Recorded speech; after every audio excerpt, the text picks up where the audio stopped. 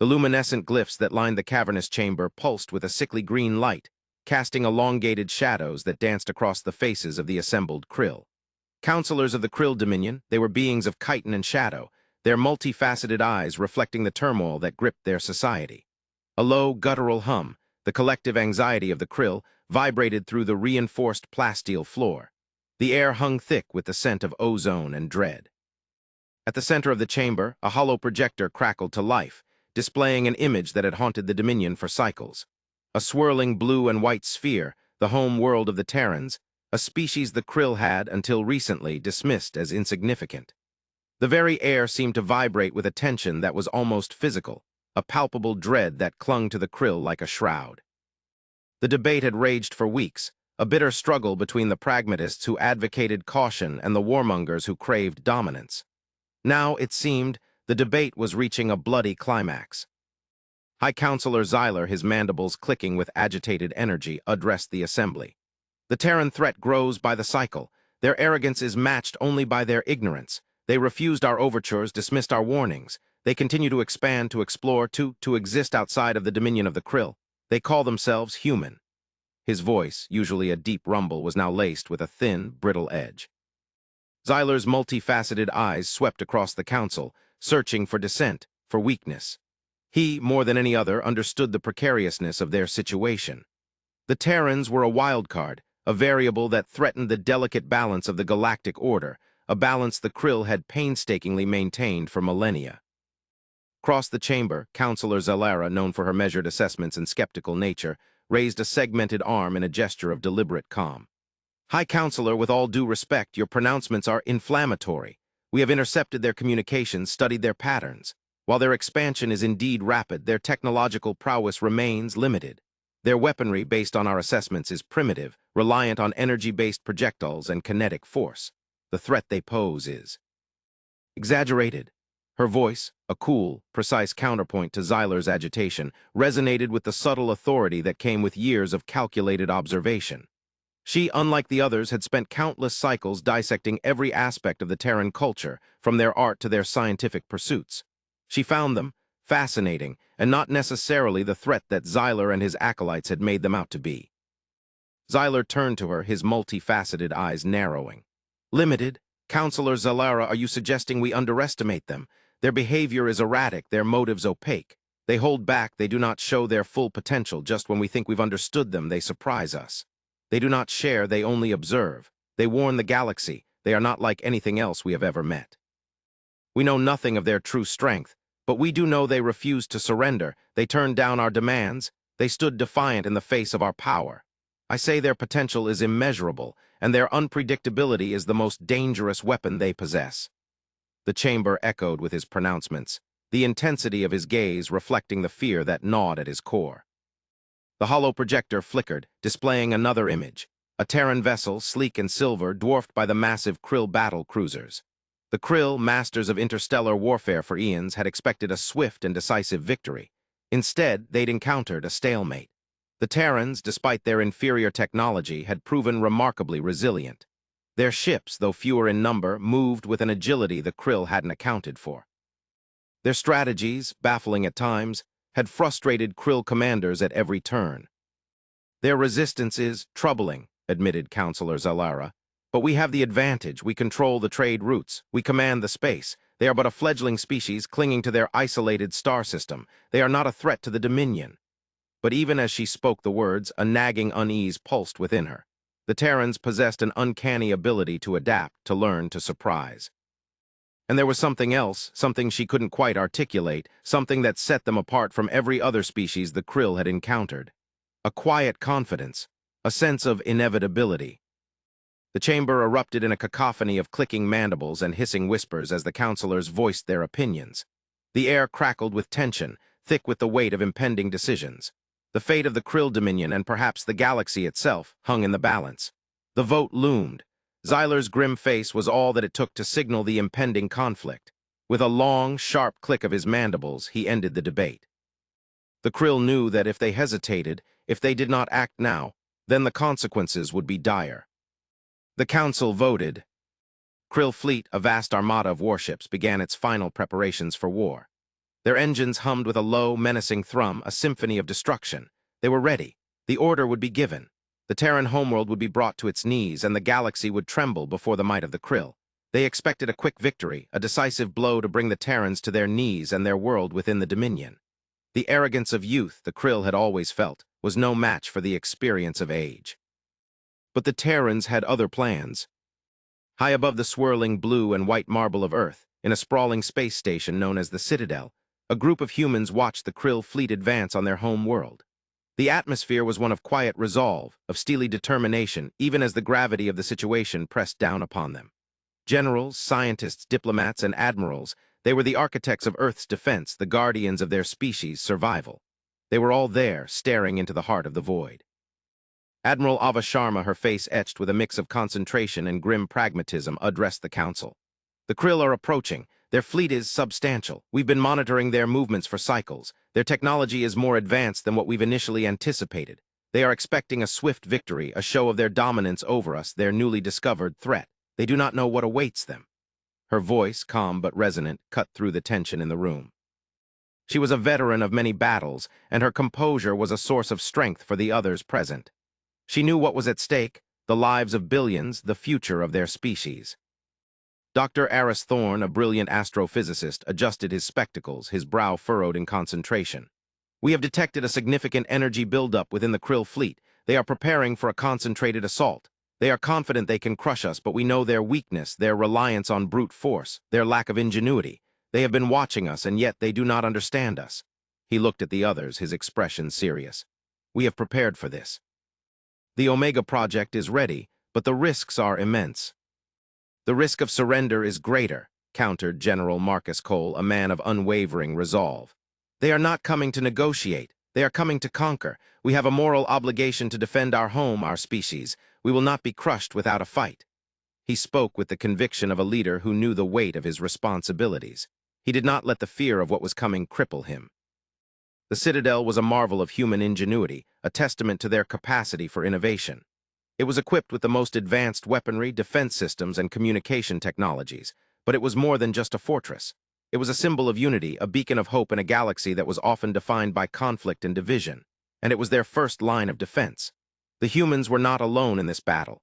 They had allies hidden in the shadows, waiting for the right moment to strike. They knew the Krill's weaknesses, their hubris, their inflexibility. They had observed and they had learned.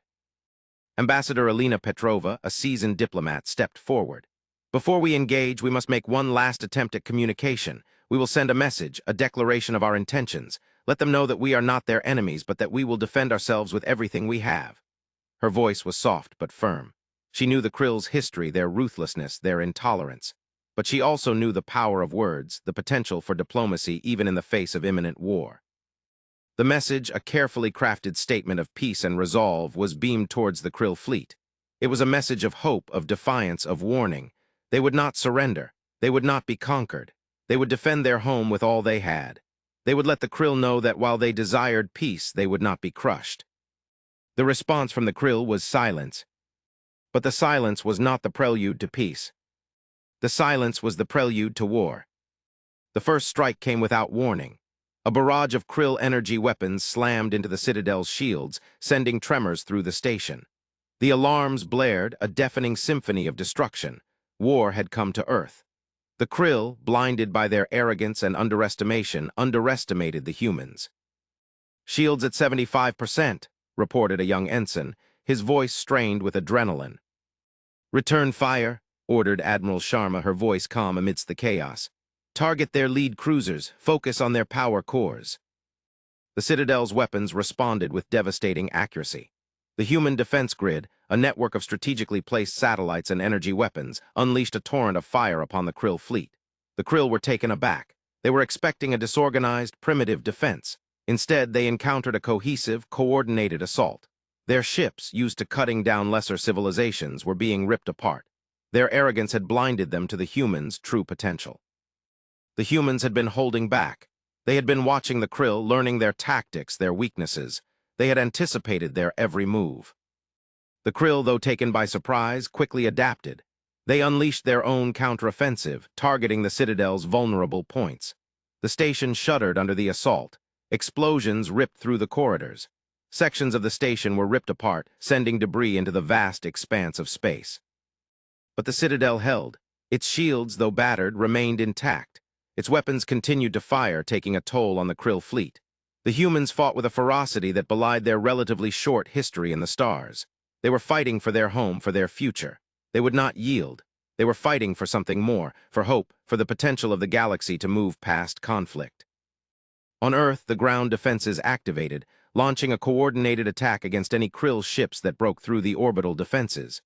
Fighter craft, manned by the most skilled pilots in the galaxy, engaged in dogfights with Krill fighters. The sky above Earth was filled with the flashes of explosions, the trails of energy weapons, a ballet of death and destruction. In the Citadel's command center, the mood was one of grim determination. They were outnumbered, outgunned, but they were not outmatched. "Report," barked Admiral Sharma, her eyes scanning the tactical displays. "Shields at 50%, reported the ensign. "We're taking heavy fire." "Their cruisers are focusing on our central core," reported another officer. "We need to divert their attention." "Launch the Phoenix Squadron," ordered Admiral Sharma. "Have them target the Krill flagship, use the element of surprise." The Phoenix Squadron, a group of highly specialized fighters, streaked towards the Krill fleet, their weapons blazing. They were the spearhead of the human offensive, designed to inflict maximum damage in a short amount of time. They moved with an unmatched agility, weaving through the chaos, dodging enemy fire with incredible skill. The Krill, momentarily disoriented by the sudden attack, struggled to adapt. The Phoenix Squadron, led by Commander Eva Rostova, reached the Krill flagship and unleashed their payload. The flagship shuddered, its shields overloaded. Then, with a blinding flash, it exploded, taking a large chunk of the Krill fleet with it. The tide of the battle began to turn.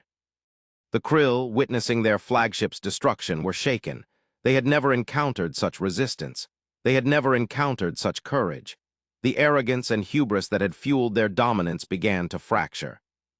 "What is this?" hissed High Counselor Xyler as the image of his flagship being destroyed flashed across his view screen. "Their technology should not be able to do this." He turned to his tactical officer, his multifaceted eyes blazing with rage. "What went wrong?" The tactical officer, a young Krill soldier, stammered. "The Terrans, they anticipated our every move, High Counselor. Their weapons, they are more powerful than our intelligence predicted. Their fighters, they are faster, more agile." He was clearly terrified, a terror that seemed to be spreading through the Krill command structure like a virus. Xyler felt a cold, dread grip his very soul.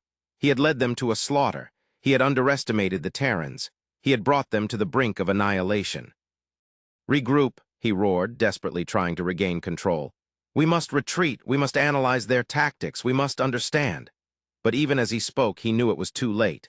The Krill had underestimated the humans, and now they were paying the price. As the Krill fleet began to retreat, the human commanders breathed a collective sigh of relief. They had won the first battle, but they knew the war was far from over.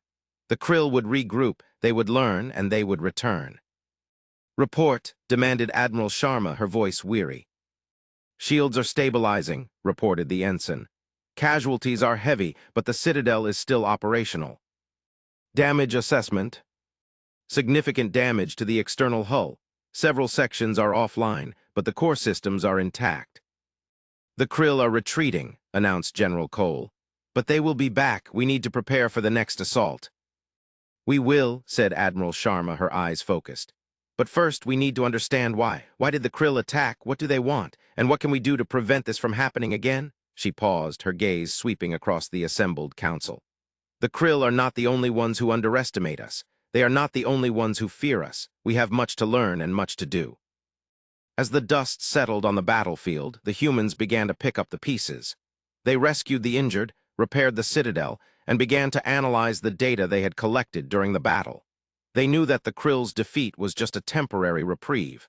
They knew that they had to find a way to prevent another war. Ambassador Petrova, ever the diplomat, proposed a daring plan: to open communications with the Krill, to try to understand their motives, to find a peaceful solution. It was a risky proposition, but it was the only way to avoid another devastating war. The Council agreed. They would make one last attempt at diplomacy. They would try to reach out to the Krill. They knew that it would be a difficult task, but they were not afraid. They had faced the Krill in battle and had prevailed. Now they would face them in the council chambers. Months later, under a flag of truce, Ambassador Petrova and a small delegation of humans arrived at a neutral space station to meet with High Counselor Zyler and his advisors. The atmosphere in the conference room was thick with tension, with suspicion. The Krill, still reeling from their defeat, regarded the humans with a mixture of fear and resentment. The humans, though wary, maintained an air of calm professionalism. The room was Spartan, the only adornments being the flags of the Krill Dominion and the Human Federation. The humans, in their simple, practical uniforms, contrasted sharply with the ornate robes of the Krill. High Counselor Zyler, his face etched with anger, spoke first. "We are here because we must. Your unexpected resistance has forced us to reconsider our strategy, but make no mistake, we have not changed our minds about your place in this galaxy. You are a threat." Ambassador Petrova, her voice calm and steady, replied, "We are here because we seek peace. We seek understanding. We are not your enemies. We never have been, we never will be. We only wish to protect ourselves and perhaps share knowledge." Zyler scoffed. "You speak of peace. Your actions speak louder than your words. You attacked us. You destroyed our ships. You are nothing but warmongers." "We defended ourselves," countered Petrova. "We warned you. We offered you peace. You refused. We had no choice." The debate continued for hours, a tense exchange of accusations and counter-accusations. The Krill demanded the humans surrender. The humans refused. The stalemate seemed unbreakable. The Krill continued to misjudge the humans. They saw only their resistance, their willingness to fight.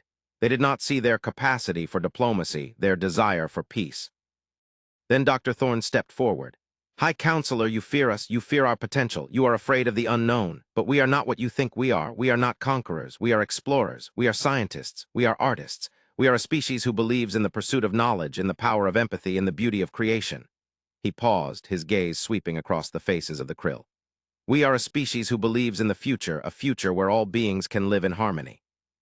We do not seek power over others, we seek to live among them." Zyler was silent, his gaze fixed on Dr. Thorne. He saw something in the human's eyes that he hadn't seen before, a genuine desire for peace. A different kind of fear arose within him. "You speak of knowledge," he said slowly, his voice laced with suspicion. "What knowledge do you possess? What secrets do you hide?" Dr. Thorne smiled. "We have discovered many things, but perhaps the most important discovery we have made is the power of cooperation. We have learned that when species work together, when they share their knowledge, when they overcome their fears, they can achieve things that are unimaginable." He paused and then added with a gentle tone, "We have discovered a signal. It came from the edge of the galaxy, a warning, a plea for help. We do not know who sent it, but we know it's a call for help." He paused, letting the information sink in. "We believe this signal is a threat to both our species, to all species." The council chamber fell silent, broken only by the hum of the life support systems. The implications of Dr. Thorne's words were profound.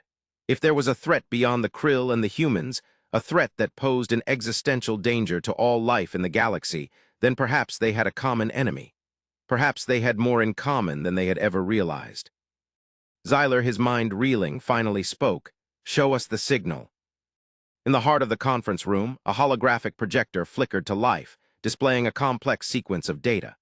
The signal, transmitted from the depths of space, was unlike anything the Krill had ever encountered. It was ancient, millions of years old, filled with warnings and the echoes of what once existed.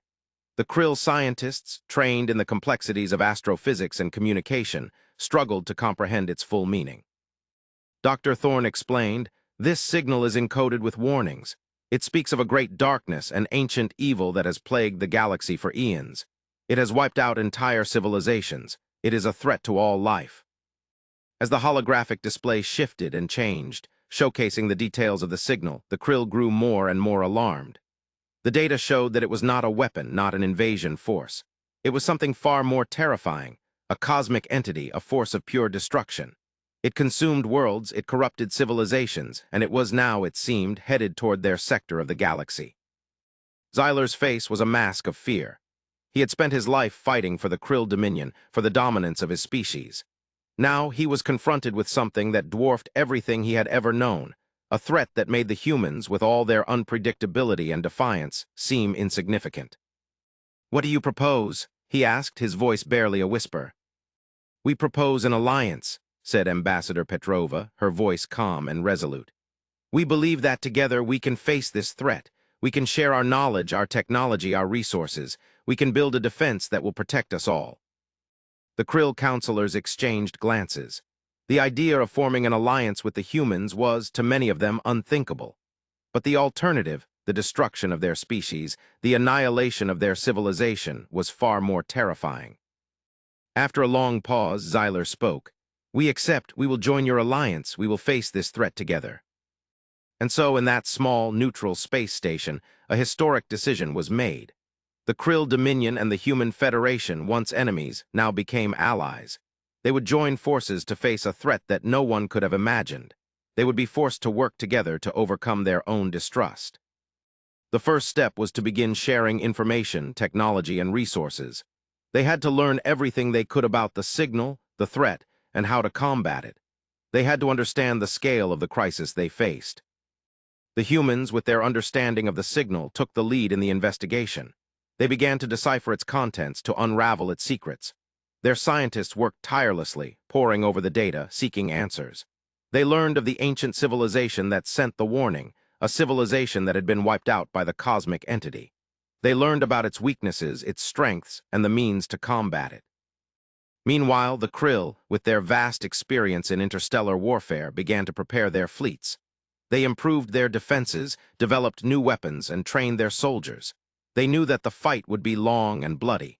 They knew that they would be facing a foe unlike anything they had ever encountered. The alliance was born out of fear and necessity, but it quickly grew into something more. The humans and the Krill, forced to work together, began to respect each other. They learned about each other's cultures, their strengths, and their weaknesses. They discovered that they had more in common than they had realized. The alliance, in turn, began to grow. Other species, hearing of the alliance's efforts, joined their ranks. They understood that their survival depended on it. As the alliance grew stronger, the first signs of the cosmic entity's arrival appeared. Strange anomalies began to emerge in space, gravitational distortions, energy fluctuations, and the disappearance of stars. These were the harbingers of destruction. The Alliance deployed its fleets, their ships of human design and Krill construction, to investigate. They encountered the entity's vanguard, the remnants of its past conquests. It was a terrifying sight. The ships were alien, unlike anything they had ever seen. They were made of a strange, organic material that seemed to feed on energy. They moved with an unnerving grace. The first battle was a disaster. The Alliance was outmatched, outgunned. They lost countless ships. They lost countless lives, but they learned. They learned about the entity's weapons, its tactics, its weaknesses, and they adapted. They modified their ships, developed new weapons, and devised new strategies. They learned that the entity was vulnerable to specific types of energy, that its organic hull could be disrupted by focused attacks. They developed new weapons based on this knowledge. They devised new tactics, using their combined strengths to their advantage.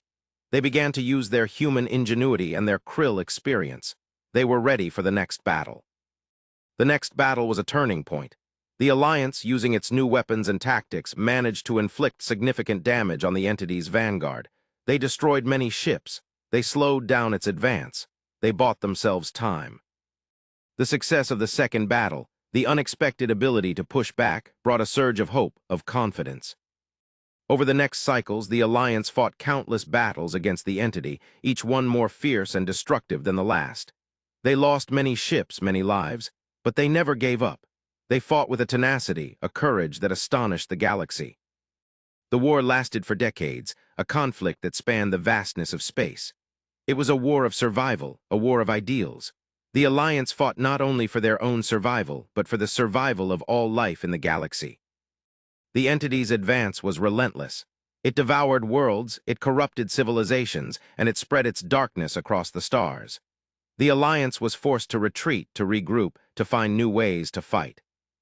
The Alliance discovered an ancient megastructure, abandoned long ago by a species that had encountered the entity. The megastructure, a vast network of energy generators, was the key to defeating the entity, but it was also heavily guarded, protected by the entity's forces. The Alliance launched an all-out assault on the megastructure. They faced an onslaught of the entity's forces, a battle that lasted for cycles. They suffered heavy losses, but they fought with unwavering determination. They fought with everything they had. They would do everything in their power to push it back. In the midst of the battle, Admiral Sharma, leading the charge, was struck by an energy weapon. She was critically wounded. As her life ebbed away, she spoke her last words to her fleet. Fight for the future, fight for humanity, and for those who came before. The humans and the Krill, united in their grief and fury, fought on. They fought with a newfound determination. They broke through the entity's defenses. They reached the core of the megastructure. With the megastructure secured, they activated the generators, unleashing a wave of energy that struck the entity at its core. It was a devastating blow. The entity, weakened, began to retreat. The Alliance, battered but victorious, watched as the entity disappeared into the void. They had won. They had saved the galaxy. But the victory was bittersweet. They had lost so much. They had suffered so greatly. But they had also found something extraordinary. They had found unity, cooperation, and the possibility of a better future. Centuries later, the galaxy, scarred but rebuilding, stood as a testament to the power of human tenacity and Krill resilience. The Alliance, now a federation, flourished. They rebuilt the worlds that had been destroyed, they healed the wounds that had been inflicted, and they worked towards a future of peace and prosperity. The Citadel, now a symbol of unity, was a bustling hub of activity. The humans and the Krill, working side by side, shared their knowledge, their technology, and their resources. They forged a bond that would never be broken. One day, while scanning the deep reaches of space, a signal was detected. It was a faint signal, but it was unmistakable. It was a message. The signal was faint, but it was clearly structured and was targeted towards them. It was a message from the ancient civilization that had sent the original warning. It had taken centuries to arrive, but it had finally reached its destination. The message contained a warning, a prophecy, and a promise. It spoke of a new threat, a new darkness that lay beyond the known galaxy. The entity was not the end, announced Dr. Thorne, his face filled with both dread and excitement. It was a precursor. This cannot be, Xyler hissed in his deep voice. The message also held a promise, that if they were to face this new threat, they would not be alone. They would find allies, they would find help, they would find a new frontier. The final image, as the signal flickered and died, was a vast, unexplored region of space, a region that beckoned them to a future filled with both peril and the promise of discovery. A new horizon. The humans and the Krill looked at one another, a shared understanding passing between them. They had faced the darkness and they had prevailed. Now they were ready to face the future together. As the camera panned out, revealing the vastness of the galaxy, the final words of Admiral Sharma echoed through the Citadel. Fight for the future, fight for humanity. The galaxy was a canvas, and it was waiting for them to paint upon it.